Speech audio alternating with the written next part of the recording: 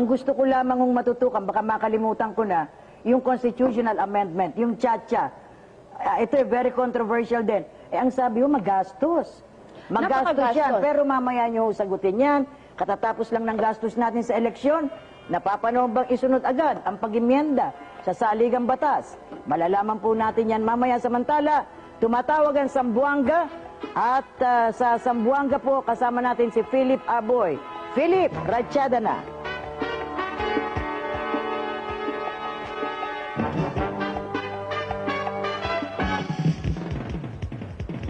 Okay, wala pa si Philip, balikan namin ho kayo kaagad para makarami tayo. Kasi ang nagkakaroon po ng aberya, yung kung napapanahon is one issue. Another issue is the form of selecting those who will effect the changes. Like ang sabi po nila, yung Constituent Assembly, ito po yung mga congressman, di ba? They will form themselves into a Constituent Assembly na siyang mag-i-effect ng mga pagbabago. Now, another form is to elect constitutional delegates, di ba? Para magkaroon ng constitutional convention na palagay ko, yun ang napakagastos. Sa nakikita ko lamang po. And then, a third form, ipapasa natin sa taong bayan. And I think, two-thirds, is it two-thirds of the electorate? Plebiscite. Okay. Ano po ang masasabi nyo riyan? Ito actually ay pag-uusap. Ano ang pinakamagandang forma? Yan. Ano ang unahin ni Pangulong Gloria Arroyo na gagawin bilang Pangulo para mabigyan lunas lahat nitong mga problema na sabay-sabay nag-aapi ng ating mga mahihirap? Hindi ba ang pinakamalaking problema ng mga mahirap ay ekonomiya?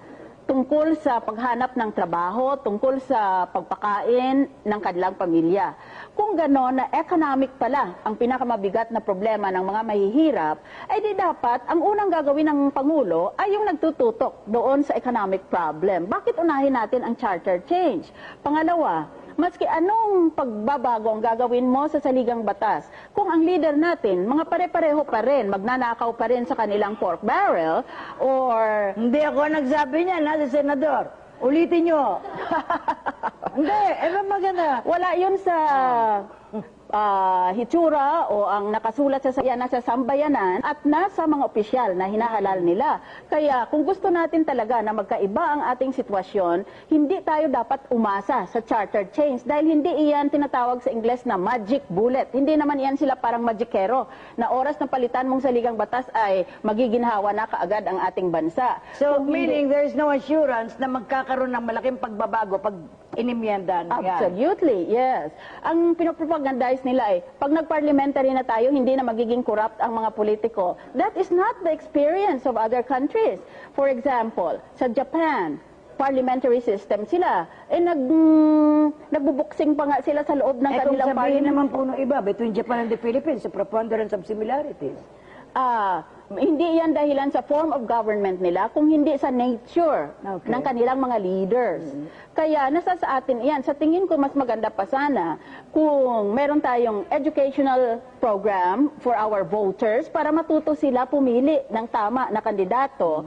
At pangalawa, kung unahin ang federal form of government sa kondisyon na matuklasan ng ating gobyerno na yun lang pala ang paraan na mapahinto natin itong Muslim secessionist problem sa Mindanao. Sinubukan na natin ang military solution, hindi umubra. Sinusubukan natin ang political solution, hindi naman umaabante. Kaya kung yun lang ang paraan na mapatahimik natin ang